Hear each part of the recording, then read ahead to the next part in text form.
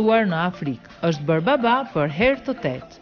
Në vitin 2002 ai ka marrë pjesë në garën Burri më i shëmtuar i Afrikës për shkak të problemeve financiare.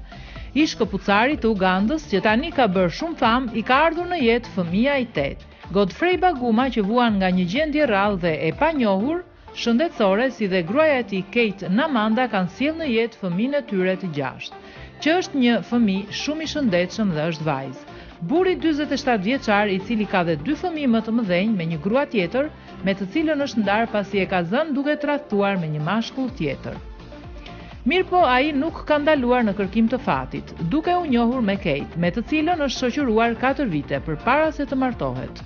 Baguma tani merret me muzikë dhe prezantime të ndryshme, fitimet e të cilave ndihmojnë për të mbajtur familjen e tij. Madje ai ka dhe një pjesë në një serial, ku është prezantuar si burri më i shëmtuar në Ugandë.